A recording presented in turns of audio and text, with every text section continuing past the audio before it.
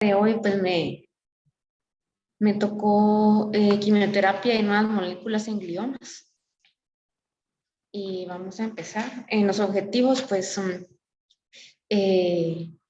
sea, en la agenda están los objetivos, las definiciones, el glioma de bajo grado, los gliomas de alto grado, recurrencias y nuevas moléculas.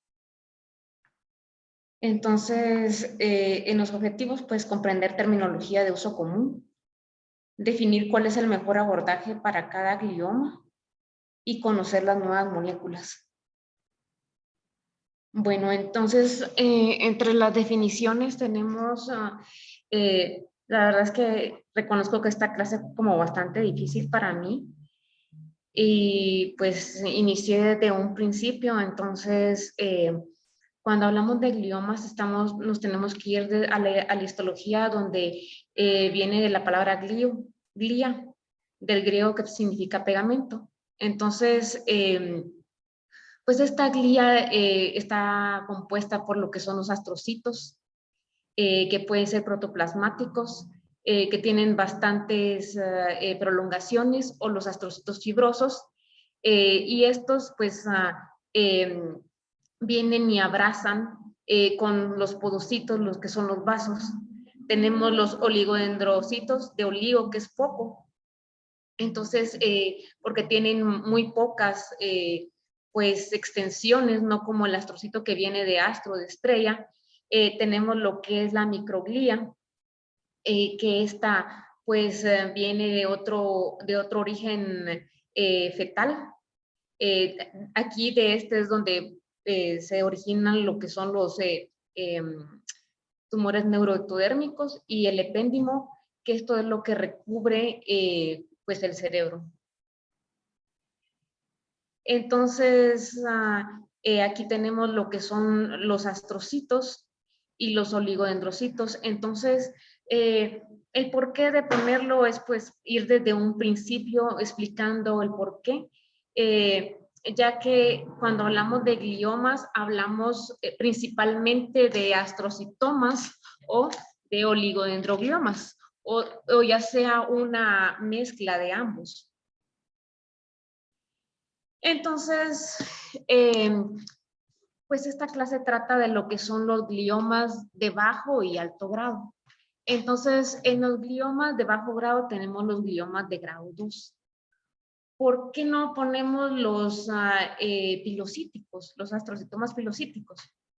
Bueno, primero, pues porque según nuestro libro base, los astrocitomas pilocíticos pues corresponden a niños, y cuando son operados, estos si son extraídos totalmente, pues la cirugía es curativa. Entonces vamos a hablar de quimioterapia, hablando realmente ya de los gliomas grado 2 en adultos, que corresponden a los astrocitomas difusos y a los olidendrogliomas difusos. Entonces, en las vías de señalización tenemos la maquinaria epigenética, que son mutaciones recurrentes en IDH1 y 2, mutaciones en ATRX, mutaciones en TERT. Tenemos vías de señalizaciones desconocidas, donde se encuentra lo que es la coelección en 1P19Q, mutaciones en SIC y mutaciones en CVP1.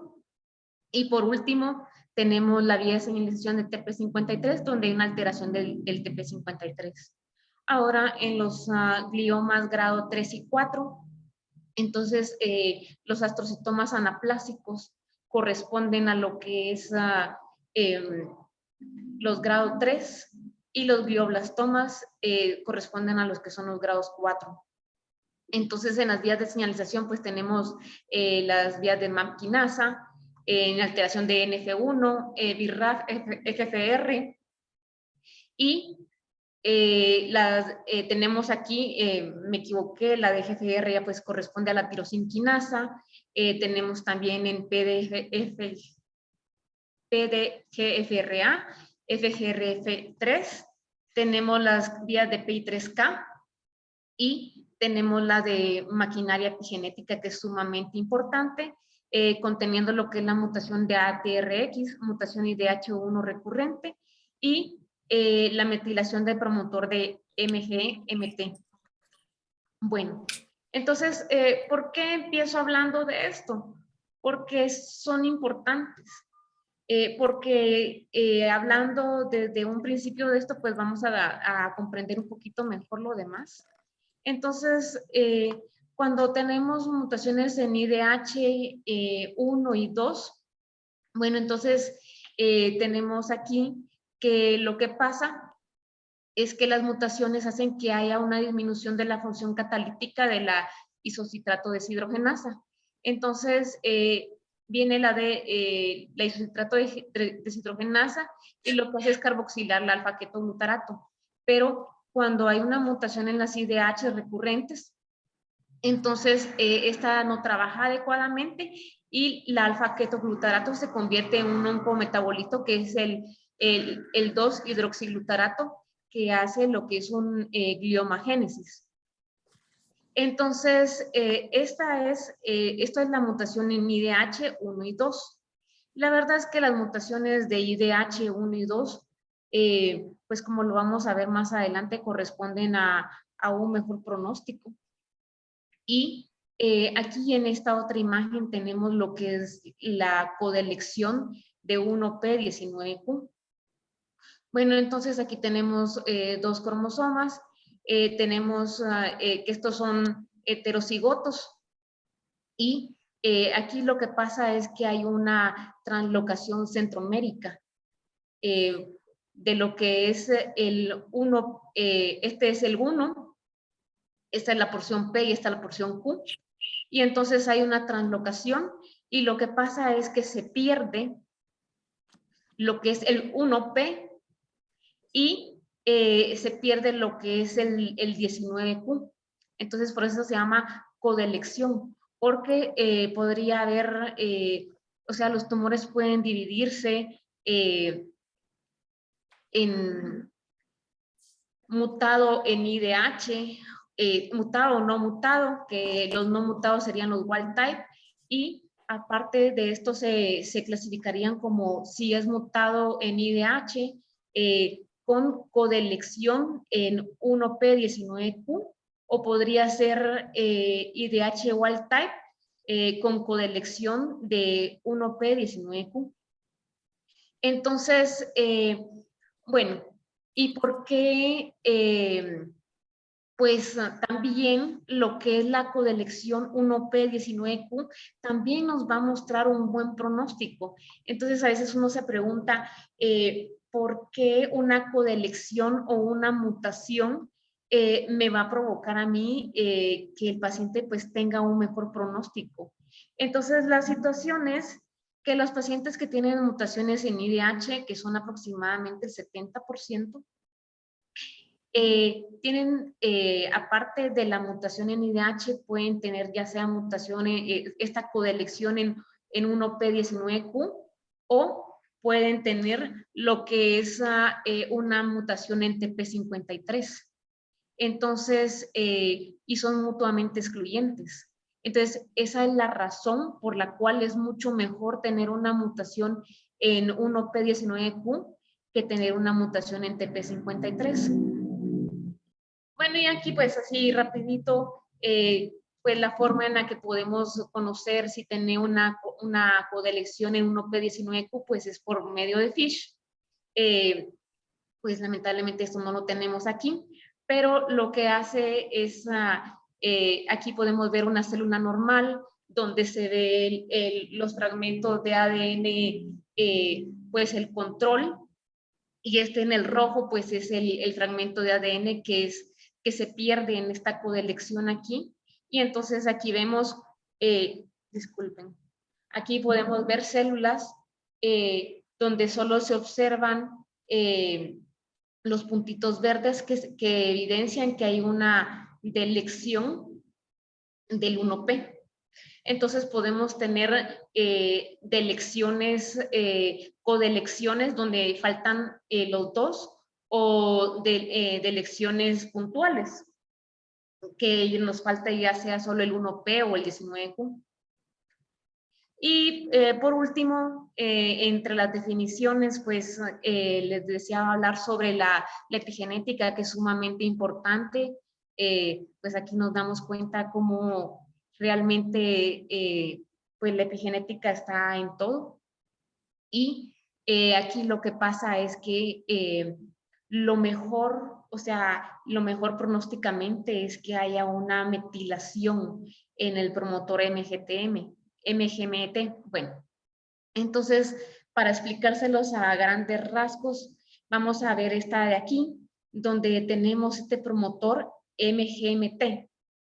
Entonces, no está metilado y va a transcribir lo que es el gen MGMT. Lo que pasa es que la base de la quimioterapia para los gliomas es la alquilación, o sea, o metilación. Entonces, hablando de lo que es la temozolomida, la lomustina, entonces son agentes alquilantes o metilantes. Entonces, lo que pasa es que esto es una de las formas en las que la célula pues trata de protegerse, y eso es una de las razones por las cuales es un reto realmente el administrarle quimioterapia a una persona, porque tenemos estas barreras, ¿verdad? Uno, tenemos la barrera hematoencefálica, que pues no permite el traspaso de las quimioterapias. Tenemos los podocitos de los astrocitomas que al principio vimos y que por eso quise ponerles la imagen, que son uniones realmente estrechas. Y tenemos pues un paso activo donde hay, o sea, donde los medicamentos, pocos medicamentos que pudieron haber pasado a la barrera hematoencefálica son devueltos pues a la sangre. Y por último tenemos este gen, que lo que pasa es que lo que hace la temozolomida es colocar un grupo metilo en el ADN. Entonces lo que pasa es que cuando se coloca el grupo metilo, o sea, al metilar el ADN, entonces esta célula se detiene en G2 y ya no puede pasar. Entonces, o sea, continuar con el ciclo celular, que esto también la hace mucho más sensible a la radioterapia. Pero los pacientes que no tienen metilado el promotor MGMT, lo que pasa es que viene y, se quita, en palabras pues comunes, este grupo que le colocó la temozolomida, y vuelve a lo normal y continúa con el ciclo celular. En cambio, cuando tenemos el MGMT pues metilado, entonces al metilarse se va a silenciar este gen, y entonces va a ser sensible a lo que es lo que es la temozolomida o PCD, que son las dos quimioterapias que tenemos. Entonces, hablando ahora de lo que son los quimioterapias de gliomas de bajo grado, que ya quedamos que son los astrocitomas difusos y los oligodendrogliomas. Entonces, tenemos este estudio, que es un estudio aleatorizado de radioterapia, más PCB, que es procarbazina, lomustina y vincristina, para pacientes con glioma de bajo grado supratentoriales. Esto, pues, sabemos que los adultos, las lesiones son supratentoriales, pero si era un factor de exclusión, este es el RTOG 9802. Y este estudio, lo que es como la base, es una de las bases donde se evidencia que pues tiene un beneficio el administrar quimioterapia asociada a la radioterapia, porque estos son estudios que iniciaron en 1990, pero los estudios que traigo aquí ya son como a largo plazo.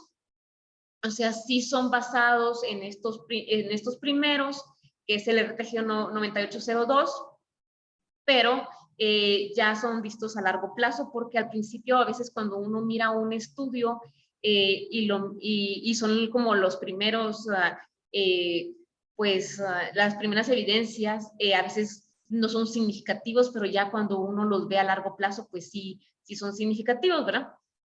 Entonces aquí pues tenían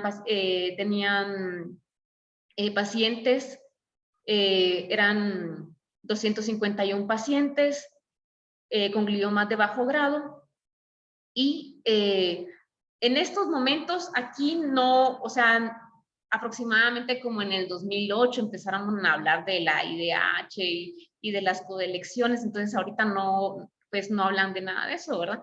Pero, y también lo otro es que, pues anteriormente y todavía, los gliomas se clasificaban más que todo histológicamente, y ahora más que todo, pues ya las clasificaciones van como más moleculares. Entonces tenían 251 pacientes y decidieron dividir 126 a solo radioterapia y 125 a radioterapia más PCB.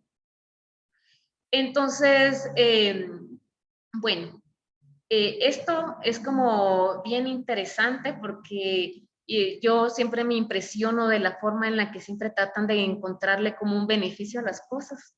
Entonces, pues si se dan aquí cuenta, en estos pacientes, las curvas se cruzan, o sea, las líneas se cruzan, entonces no fue significativo, pero lo que mencionan es que la supervivencia global para radioterapia, la mediana fue de 7.5 años, y para radioterapia más PCB, pues no fue alcanzada. Pero se dieron cuenta que a los 2 años pues realmente no había mayor diferencia en la supervivencia global. O sea, realmente las curvas empiezan a cambiar a partir de los 2 años.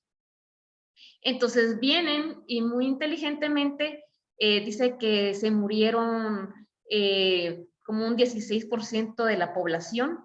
Si se dan cuenta, aquí ya no tenemos 126, sino que tenemos 109, y en esta ya no tenemos 125, sino que tenemos 102. Entonces ellos vinieron y decidieron, como este es un a largo término, ¿verdad? Entonces decidieron que lo que iban a hacer era ver los pacientes a partir de los 2 años. Entonces, pues omiten ese 16% de pacientes que fallecieron e inician nuevamente el estudio como de nuevo, ¿verdad? Y entonces tenemos los que tuvieron radioterapia sola, donde fallecen 35 de 109, y los de radioterapia más PCB, donde fallecen 19 de 102, y entonces aquí la diferencia pues es de a los 2 años el 87% de los pacientes estaban vivos en radioterapia, y a los 5 años pues el 63% de los pacientes estaban vivos, versus los pacientes que recibieron PCB más radioterapia, en este caso el 85% estaba vivo a los 2 años, o sea, hasta se puede ver que pues es menor la cantidad del porcentaje, pero ya a los 5 años tenemos que aquí pues ya es significativo, y hay una diferencia de que a los 5 años pues el 72% se encontraba vivo versus un 63%. Y aquí pues ya lo que no era estadísticamente significativo se vuelve estadísticamente significativo. Esto es en la sobrevida global. Y aquí tenemos en la supervivencia libre de progresión, nuevamente tenemos esto que no es significativo, como se dan cuenta siempre a los 2 años, pero después de los 2 años pues las curvas se dividen, y pues entonces tenemos aquí lo que es, hacen un corte de los 2 años en adelante, y tenemos que los pacientes que recibieron radioterapia a los 2 años, pues este fue realmente a los 3. A los 3 años, los pacientes que recibieron solo radioterapia, pues el 75% se encontraban libre de progresión versus a los 5 años los que recibieron radioterapia sola, el 46% se encontraba libre de progresión. Versus lo que es radioterapia más PCD. Entonces, a los 3 años, pues el 75% se encontraba libre de progresión y a los 5 años el 63% se encontraba libre de progresión. Entonces, pues nuevamente vemos que hicieron lo mismo, que aquí es significativo.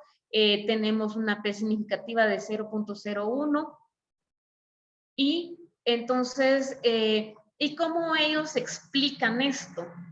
Entonces ellos, pues lo que explican es que posiblemente no fueron, pues, adecuadamente clasificados los pacientes y que entonces, pues, tenían, bueno, aquí lo que entraron fueron pacientes con gliomas, pues, habían de bajo riesgo y de alto riesgo. Entonces, cuando hablamos de alto riesgo, es que sean mayores de 40 años, que la resección no haya sido completa, pero ellos dicen que posiblemente pues lo que tenían era que histológicamente se les han de haber pasado algún pues astrocitoma anaplásico. Eso es lo que ellos, es la forma en la que ellos explican el por qué se murió un 16% y no hubo diferencia entre la radioterapia sola y la radioterapia más PCB. Eso es así como ellos lo explican. Entonces, posteriormente, también tenemos este estudio que es el RTOG del 0424. Y entonces este estudio, pues es a largo término también, o sea, se están como corriendo al mismo tiempo el de PCB y el de temozolomida, pero al final pues sale después el de temozolomida y este es a largo plazo, entonces acaba de salir ahorita en el 2020. Entonces, pues aquí, bueno, como ya había salido este anterior, que acabamos de ver de PCB, ellos realmente lo que querían hacer era, dice que querían hacer un estudio de 2 brazos. Entonces, la cuestión es que querían hacer uno así como temozolomida con radioterapia versus solo radioterapia. Entonces, pero no lo dejaron, el comité de ética no lo dejó porque pues ya estaba demostrado que era mejor, según el previo que acabamos de ver, de que era pues la radioterapia combinada con la quimioterapia era mejor, entonces no era ético pues hacer pasar a los pacientes por solo radioterapia. Entonces les botan el otro brazo y se quedan con un único brazo. Entonces aquí pues en este estudio eran 129 pacientes con gliomas de bajo grado, pero aquí sí incluyen el alto riesgo. Ellos dicen que pues no pueden, o sea, bueno, eso les voy a platicar después. La cuestión es que de estos 129, entonces la diferencia aquí es, bueno, en la supervivencia global tenemos que, vamos a ver, aquí en la supervivencia global, pues aproximadamente llega a los, o sea, pasa más de los 5 años y no ha llegado a la media. Y también tenemos aquí la supervivencia global, donde esta sí a los 5 años, pues sí, ya los pacientes pues empiezan a progresar, pero menciona que históricamente pues es mucho mejor la temozolomida comparado con datos históricos. Entonces, aquí es a los 3 años todavía tenemos el 73% y pues aquí en la supervivencia pues la mediana fue casi que a los 5 años. Entonces, bueno, entonces aquí es donde quiero platicarles. En este estudio mencionan que ellos hubiesen querido, estos son como el mismo grupo, ¿verdad? El RTOG. Entonces, que no se sabe realmente qué es mejor, si la temozolomida o PCB. Dice que no pueden, pues, como extrapolar, o sea, unir los dos estudios, hacer como un metaanálisis, porque ellos escogieron pacientes con otros diferentes riesgos que lo que hicieron con el estudio de PCB. Entonces, que realmente pues sería genial haber hecho un estudio donde se comparara temozolomida versus PCB, pero no se pudo hacer. Entonces, pero ahora es como, o sea, pues si ustedes me preguntan, al final ellos lo que mencionan, pues en sus análisis, este estudio en particular es que lo más probable es que temozolomida pues sea mejor porque tiene pues un menor efecto a nivel hematológico, es menos tóxico, es mucho más fácil de administrar y que en los países es mucho más fácil de conseguir temozolomida que el PCB. Eso es lo que menciona este estudio, eso es lo que concluye y entonces, pues esto es lo que tenemos en los gliomas de bajo grado. Entonces, ¿qué concluimos entonces? Concluimos que si vamos a tener un paciente con alto riesgo, dígase pacientes mayores de 40 años, pacientes que no fueron reseccionados total o que solo le realizaron una biopsia, pues lo mejor es que se les dé radioterapia asociado a temozolomida. Entonces, porque también existe la posibilidad de observar. Pero, ¿qué es lo que pasa? O sea, porque también hay un estudio donde observan, o sea, dividen a los pacientes entre observación y lo que es quimio, radio inmediata. Y entonces, lo que no es tan inmediata, ¿verdad? Que son 4 semanas, pero así lo mencionan y pues en lo que encuentran es que pues no hay diferencia en la supervivencia global porque cuando los pacientes progresan, o sea que los tienen en vigilancia, les inicia nuevamente la radioterapia y la quimio y pues al final viven lo mismo, pero pues sí decían que tenían un mejor pues control de las convulsiones. Entonces pues no lo coloqué porque realmente pues no fue significativo. Bueno, y entonces ahora hablando sobre lo que es la quimioterapia para gliomas de alto grado.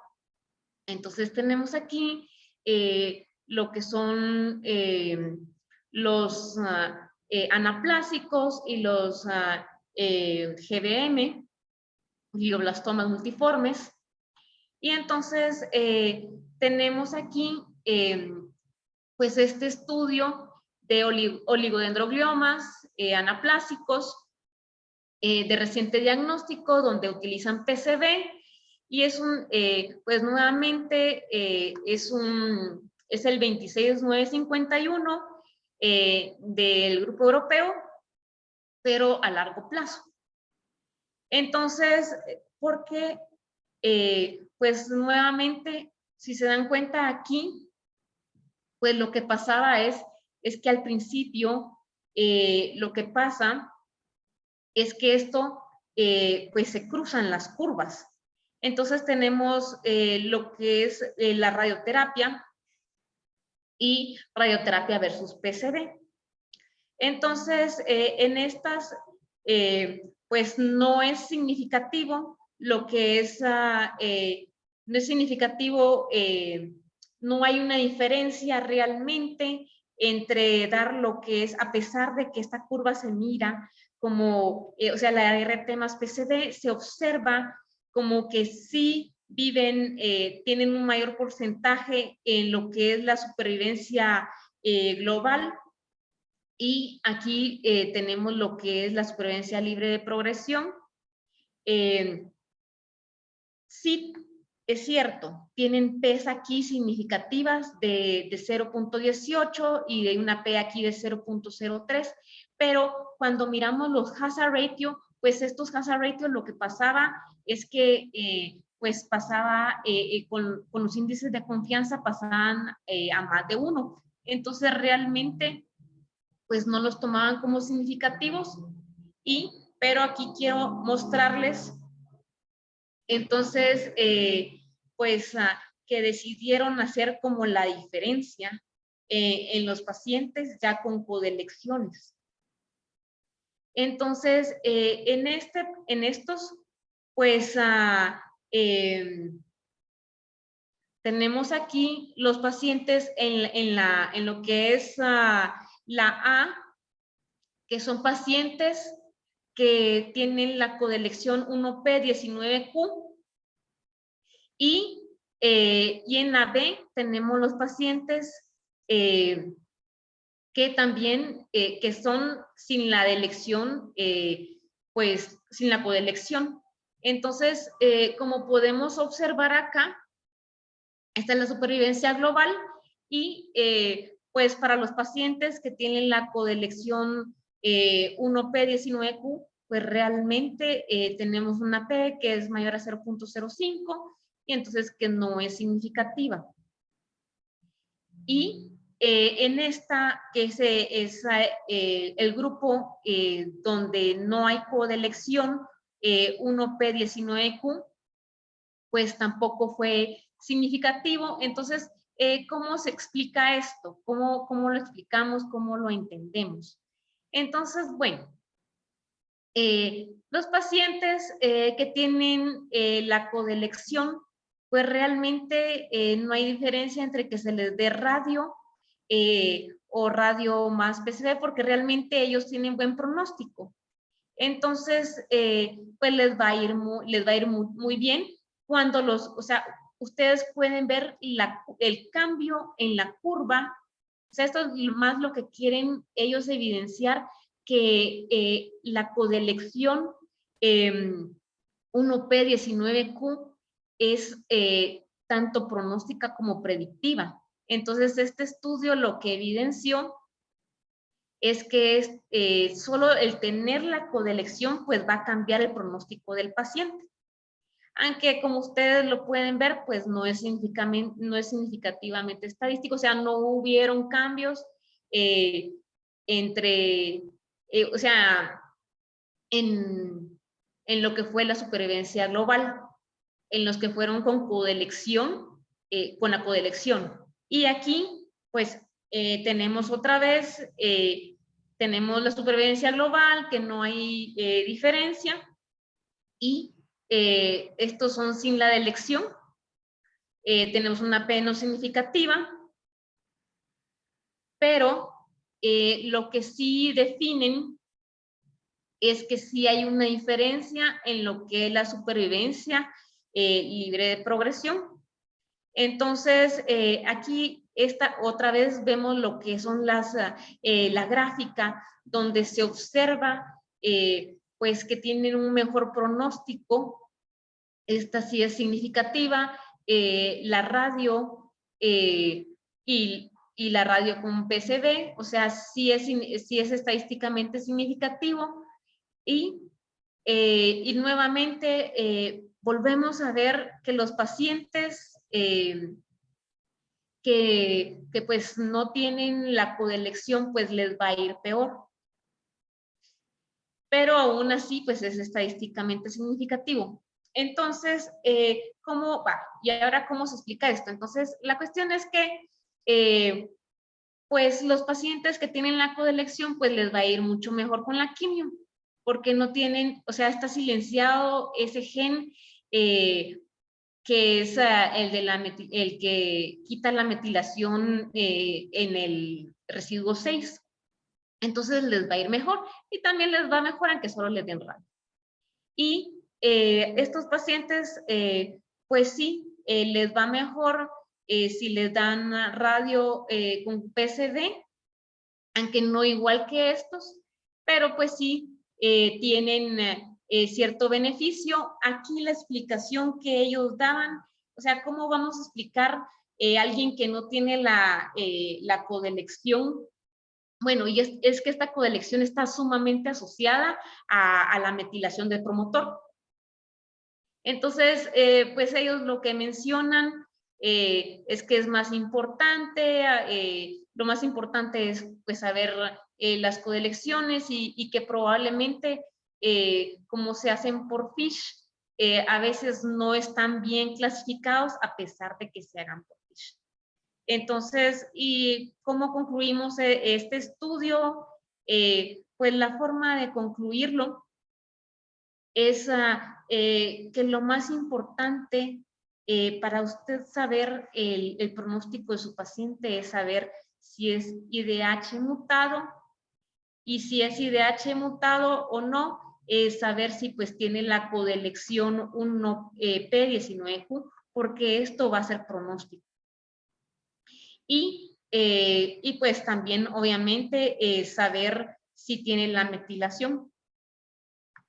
Entonces, luego tenemos este estudio sobre los oligodendrogliomas anaplásicos, es un estudio fase 3, nuevamente es a largo término, es el RTOG 9402.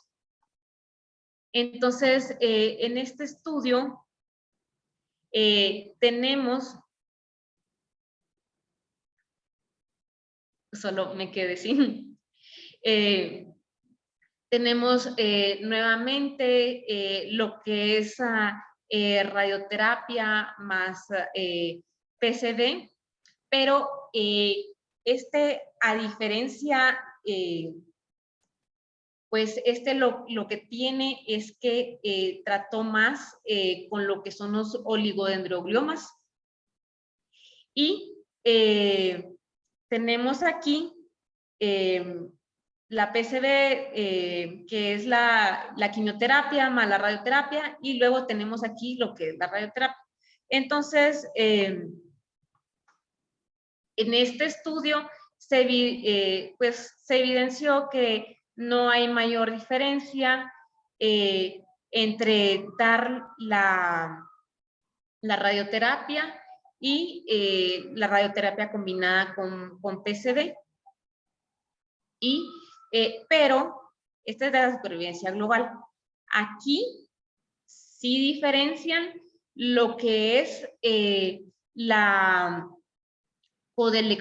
los pacientes que tienen la codelección 1P19Q, y se observa también la diferencia de los pacientes que tienen pues una delección o ninguna. Entonces, pues nuevamente aquí lo que quieren evidenciar es que es más importante la codelección, que realmente, o sea, que no hay diferencia entre al paciente darle de primero radioterapia y posterior, o sea, darle radioterapia o darle radioterapia más PCD. Eso es lo que quieren ellos explicar en estos estudios, y que es mucho más importante, pues,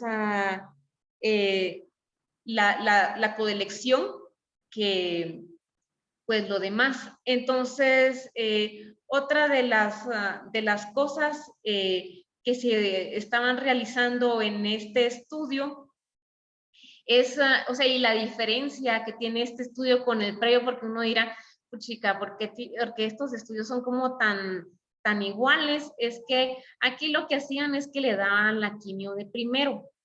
Y entonces luego de la quimio pasaban 28 días y luego le daban la radio. ¿Por qué? Porque otra vez estos estudios pues son como muy largos, entonces empezaban como en 1998 pues a tomar a los pacientes y entonces en ese tiempo se creía que era, o sea, son como términos pues de 1990, así lo dice el análisis del estudio, y que ellos consideraban que era mejor darle la quimio antes de la radio porque el tejido no estaba irradiado.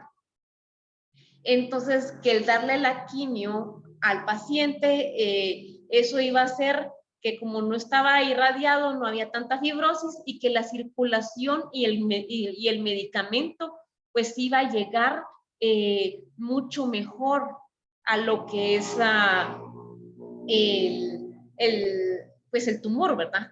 Entonces, esta es la diferencia entre el estudio previo que vimos y pero este lo publicaron después, donde aquí la quimio es antes y luego la radio, y en el otro era antes la radio y luego la quimio. Entonces, pero pues lo que ellos pues muestran es que no hay diferencia entre quimio radio concomitante y radio, pero sí dice que habían guardado el tejido y que retrospectivamente vinieron y hicieron el muestreo para ver quiénes tenían la codelección y evidenciaron que pues los pacientes que tenían la codelección pues al final les iba mucho mejor. Entonces, tenemos aquí que es la supervivencia global, nuevamente con la codelección, y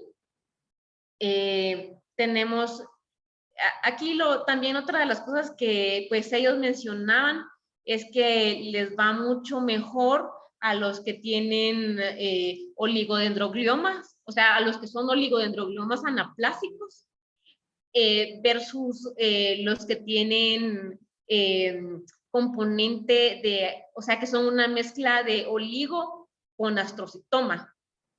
Entonces, eso es lo que ellos también mencionan, que aquellos que tienen pues el componente asociado del astrocitoma les va peor. Entonces, ¿qué otra cosa nuevamente, esta yo creo que se me pegó de la otra. Y aquí tenemos lo que es la supervivencia global con radio o sea, PCB previo y la radio después. Y tenemos la radioterapia, aquí tenemos los años. Entonces, en estos pacientes pues no tienen la delección, aquí no hay delección del 1P19Q, y entonces podemos ver pues que no les fue bien. Entonces, y pues que tampoco hay diferencia en lo que es darle quimio o radio primero, o sea, no hubo diferencia. Entonces, y luego tenemos este estudio que es el Cadnon. Este estudio acaba de salir, salió ahorita cabal en junio, y es como, pues todo el mundo está como emocionado. Bueno, entonces con este estudio, entonces lo que evalúa es el uso de temozolomida adyuvante o concurrente para pacientes que no tienen la codelección 1P19Q en gliomas anaplásicos. Entonces, pues todavía entra en lo que es el grado 3. Y pues podemos tomar este tipo de estudio podemos tomar los estudios que son sin delección del 1P y 19Q, como en nuestros casos, ¿verdad? Que realmente al final nosotros no sabemos si tenemos la codelección o no del 1P y el 19Q. Bueno, y entonces, ¿qué hicieron en estos estudios? Bueno, tenemos que hicieron 4 brazos. Entonces, todos eran pues gliomas anaplásicos sin la delección. Entonces, vinieron y hubieron uno, solo le dieron radio, a un brazo, eran como 180 pacientes, o sea, eran bien establecidos, y a uno solo le dieron radio, a uno le dieron radio con temozolomida adyuvante, y a otros les dieron lo que es, bueno, vamos a ver, disculpen, uno fue solo radio, el otro fue radio más temozolomida concomitante. El otro fue radio con temozolomida adyuvante, o sea, que se iniciaba un mes después de la última sesión de radio, y el otro era temozolomida pues concurrente, y luego temozolomida, o sea, y luego le continuaba con temozolomida adyuvante. ¿Y cómo eran las dosis de la temozolomida? Bueno, esto es como bien interesante. Dice que cuando era de manera concurrente, la temozolomida era 75 miligramos metro cuadrado, de lunes a lunes, o sea, no se descansa, asociado a 59 grays de radio. Entonces, con dosis que iban con fracciones de 2 grays. Entonces, dice que la temozolomida 75 miligramos mientras era concurrente, y cuando era de manera adyuvante, se daba la forma de dar la adyuvancia es la primera dosis es de 150 miligramos por 5 días, o sea, 150 miligramos por metro cuadrado por 5 días, de ciclos de 28 días, y en los posteriores ciclos eran de 200 miligramos metro cuadrado.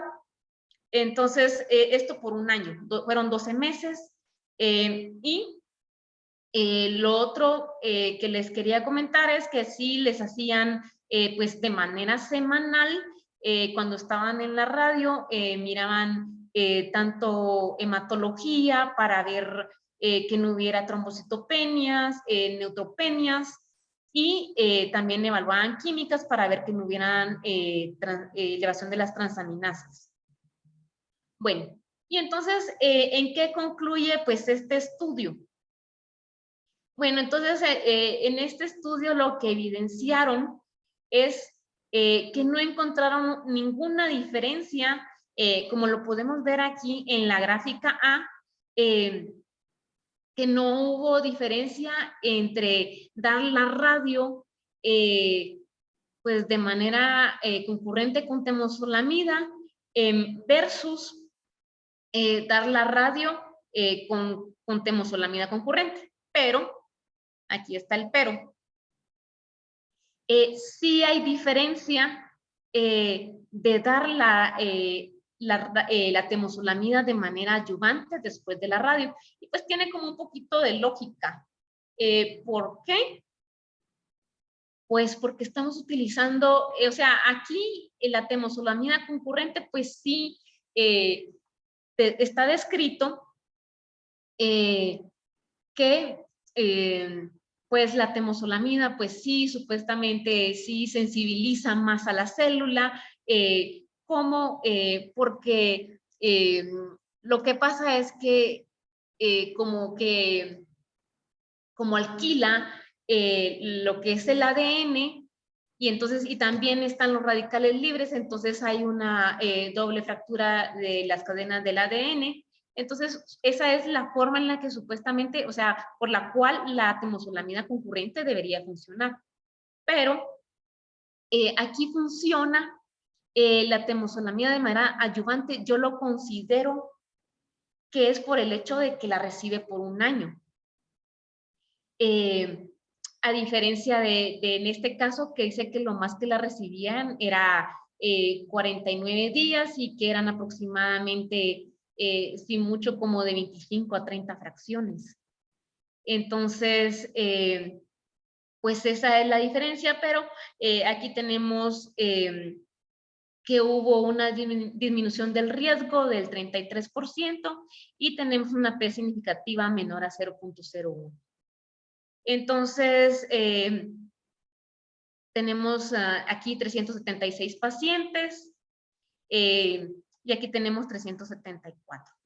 Entonces, luego, en esta tenemos lo que es la temozolomida de manera concurrente. Entonces, aquí, pues la mediana de supervivencia global, pues fueron de 19 meses versus la temozolomida no concurrente, que fue de 21 meses, y pues ya sabemos que esto pues no fue estadísticamente significativo. Y en esta tenemos la temozolomida, pero estos cuadros que tenemos aquí son, como ya es como un estudio mucho más nuevo, entonces estos son pacientes que tienen, que no tienen metilado el MGMT. Entonces, pues si se dan cuenta, la temozolomida pues no hace ningún efecto, no hay ningún cambio en lo que es darle la temozolomida de manera concurrente o no concurrente, pues no hay cambios. Y pues aquí también de manera adyuvante, pues tampoco hay ningún cambio, no hay diferencias, no es estadísticamente significativo. Aquí pues tenemos lo que es la temozolomida, en la línea azul tenemos lo que es la temozolomida de manera adyuvante con una supervivencia de 21 meses y los que no recibieron temozolomida adyuvante con una supervivencia de 19 meses. Y aquí, en cambio, tenemos los que son estos pacientes, pues sí, tienen metilado el promotor. Y entonces aquí tenemos la diferencia de que tenemos los pacientes que reciben la temozolomida de manera concurrente, pues tienen una supervivencia global de 116 meses y dice una supervivencia global de 116 meses, no alcanza, podemos ver que no se alcanza pues en el índice de confianza, el final, y tenemos la supervivencia global fue de 73 meses, y para los que no recibieron temozolomida concurrente, pues hay una diferencia donde la supervivencia global es de 91 meses y la supervivencia a 5 años pues es del 70%.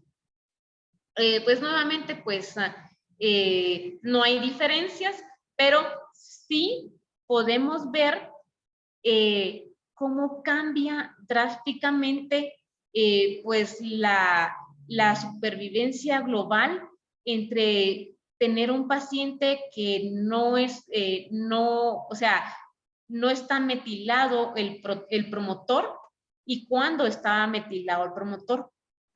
Entonces, eso es como lo interesante de este estudio Cadnon. Y aquí tenemos los pacientes que reciben la temozolomida de manera adyuvante. Podemos ver que viven 116 meses con una supervivencia a los 5 años del 81%, y los que no recibieron la temozolomida adyuvante con una supervivencia, una media de 77 meses, y con una supervivencia a los 5 años del 62%, estadísticamente significativo. Entonces, ellos pues mencionaban que casi doblaba el dar la temozolomida de manera adyuvante, casi dobla pues lo que es la supervivencia global. Entonces, ahora, como estamos hablando de lo que son los glioblastomas, que también pues son los de alto grado, porque ahorita habíamos hablado de los grado 3 y ahorita empezamos a hablar de los grado 4. Tenemos este estudio que es el EORTC-NSIC Trial, pues nuevamente los miramos a largo plazo. Entonces, este estudio pues evalúa pues el uso concomitante y adyuvante de la temozolomida versus la radioterapia sola en la supervivencia del glioblastoma. Y entonces aquí tenemos pues los pacientes que están, que tienen este estudio. Es importante porque con este estudio pues se define que es de primera línea la temozolomida para el glioblastoma. Entonces, tenemos lo que es los pacientes que reciben radioterapia sola, que son 43, y tenemos los pacientes que reciben la quimio-radio combinada, que son 37. Y entonces lo que tenemos aquí es, podemos ver cómo hay una diferenciación de las curvas, y entonces podemos observar que este es estadísticamente significativo.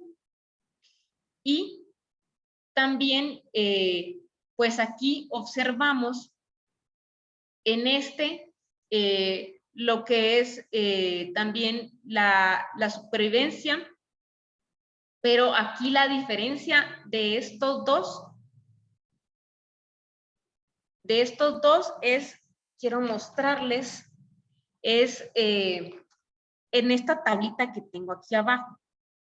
Bueno, entonces en esta tabla, como son glioblastomas, y como pues ya pues como está más actualizado, ya definen a los pacientes que son MGM metilados, que son estos que están aquí. Estos son metilados y estos son no metilados. Entonces, podemos ver las diferencias las puse a la par porque quería que viéramos cómo es el cambio en las curvas. Entonces, aquí en este estudio, para los que están metilados, pues tienen una mediana de 15 meses.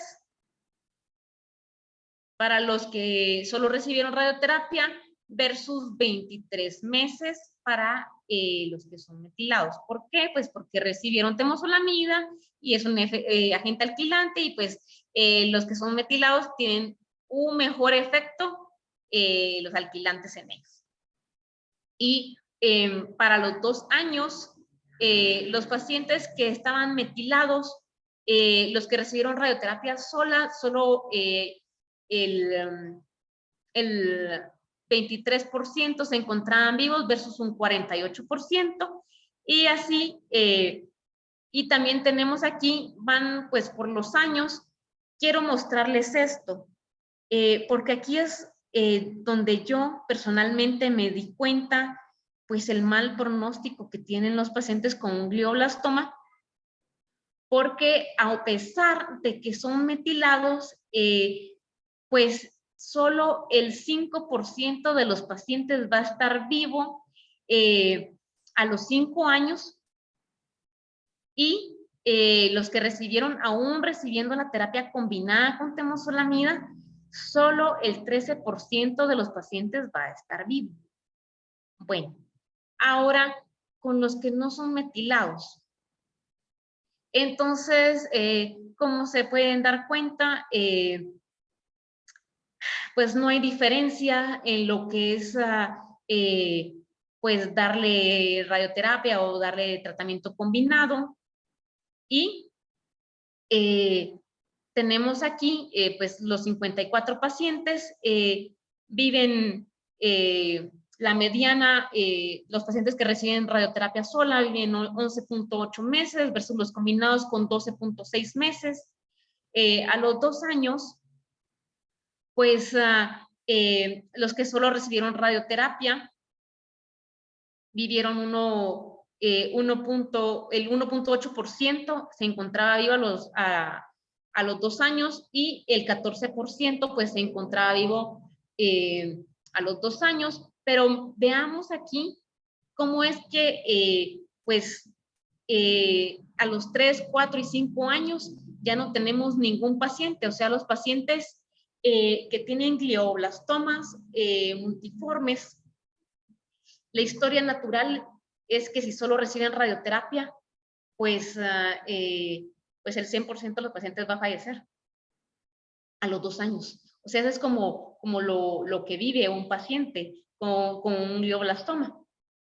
Entonces aquí pues lo que dicen es que sí, aunque no sea metilado, pues sí, hay que darle temozolomida. Y entonces de aquí podemos pues nosotros pues extrapolar a nuestro país, que aunque no sabemos pues si es IDH, si tiene metilado, si tenemos las codelecciones, pues hay que darle la terapia combinada. Porque mucho de esto también lo utilizan porque en el estado desconocido. O sea, pero cuando ellos hablan de estado desconocido, tanto de IDH como lo que es pues codelecciones y metilación del promotor, ellos hablan porque el tejido que tenían, porque que ellos a veces no pueden saber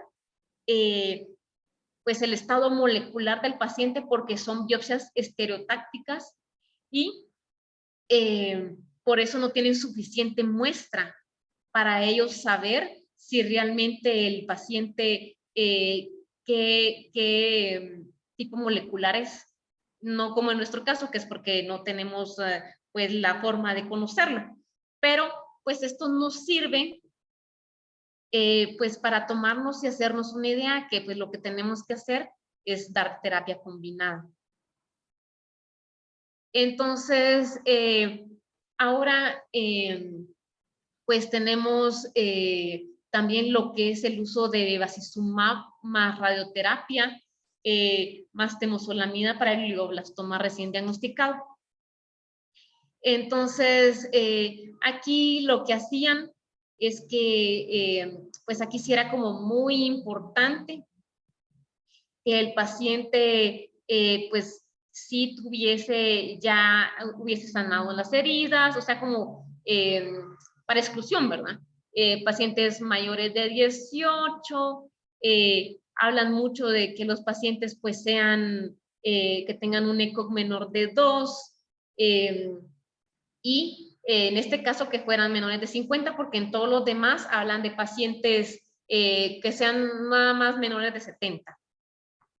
Entonces, pues en este estudio lo que hacen, porque lo que pasa es que el glioblastoma es altamente rico en este factor de crecimiento endotelial, o sea, tiene varios receptores. Entonces, pues aquí lo que estaban tratando de realizar es ver si el combinarle el bevacizumab hacía que hubiese un cambio.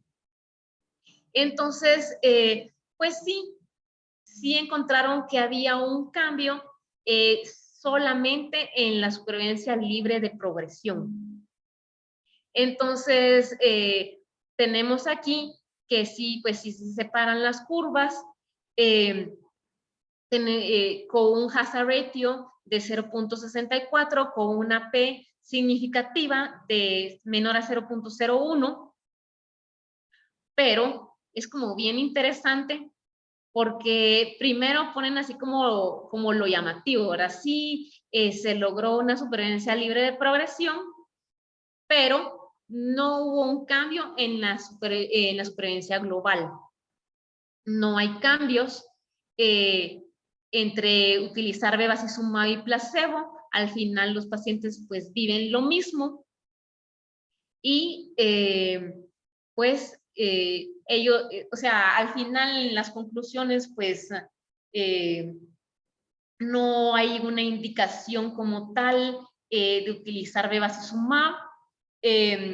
Lo otro, o sea, de inicio, no se recomienda utilizar el bevacizumab, además que no hay un cambio en la supervivencia global. Sí, pues estoy consciente que a veces cuando no logramos en los estudios, pues lograr un cambio en la supervivencia global, pues por lo menos observar que los pacientes pues tengan una supervivencia libre de progresión, pero al final pareciera que la historia de la enfermedad pues es la misma, ¿verdad? Y pues los pacientes fallecen igual. Tiene un hazard ratio de 0.88, pero como podemos ver en el índice de confianza, pues sobrepasa el 1, entonces no es estadísticamente significativo. Y ahorita termino. Solo voy a ver qué hora. Ya son las 7:13, lo siento. Entonces, pues no, para resumidas cuentas, pues el bevacizumab no está recomendado. En la recurrencia, este estudio, así rapidito, lo que tenemos es este estudio que es el NOA-04. La cuestión es que cada día vamos a ver más recurrencias. ¿Por qué? Pues por las mejoras, ¿verdad? En los tratamientos. Este es un estudio aleatorizado fase 3. ¿Y qué era lo que hacían? Bueno, lo que hacían es que hicieron dos brazos. Uno era de radioterapia sola y el otro brazo era solo quimio, nada más. PCD o le daban temozolomida.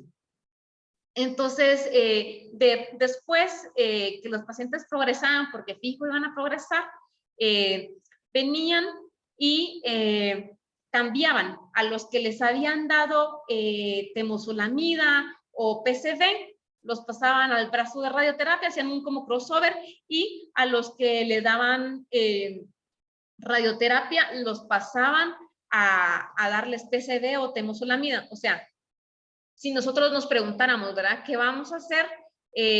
Pues si nosotros, un paciente pues nuevamente nos recurre, pues hay que darle, si en la primera vez se le dio radioterapia, pues ya en la próxima se les da radio con temozolomida, aunque en este estudio, así de manera rápida, les sé decir que fue mucho mejor el PCB que la temozolomida, pero pues este es un estudio pequeño con muy pocos pacientes que realmente pues no se puede generalizar, pero sí este estudio pues indica que fue mejor la PCB que la temozolomida. Y lo que este estudio demostró es que no hay ninguna diferencia entre quimio sola sin radio versus radio sola. Entonces, ¿por qué? Porque ya sabemos que la radio pues hay que darla combinada. Y ya en la última diapositiva, pues tenemos lo que es el ivositinib. Entonces, este es una molécula que lo que hace es bloquear la IDH1. Entonces, porque el 70% de los gliomas van a tener mutación en IDH1.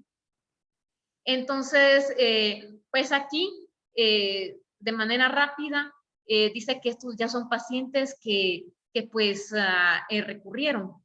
Y entonces dice que los que recurren, ahí los dividen en dos, en los que no tienen realce en la resonancia y los que tienen realce en la resonancia. Entonces dice que los que tienen los gliomas que sí realzan es porque posiblemente tienen, o sea, se convirtieron así como en una estirpe muy maligna. Entonces, pues les dan 500 miligramos de estivodesimib, que es el inhibidor. Y entonces, para contarles que realmente, pues dice que como respuesta, tuvieron más respuesta los pacientes en los que no realzaba que en aquellos que sí había realce. Hubo una respuesta parcial en cada uno de los grupos, pero dice que a estos que no realzaba les pudieron dar hasta 48 meses versus los pacientes que sí realzaba, que dice que la media de duración del tratamiento fue de aproximadamente 1.9 meses, porque la verdad es que progresaban y se morían. Entonces, pues esta es una de las nuevas moléculas y pues en las conclusiones, pues lo que podemos mencionar es que lo más importante es, es venir y poder hacer, pues poder clasificar bien el paciente de manera molecular. Eso. Y gracias. Bueno, doctor, y ya no nos da tiempo de nada. Vamos a platicar el lunes porque mucho tiempo, muy larga la clase. Bueno, entonces ahí nos vemos el lunes. Buenas noches. Buenas noches. Sí.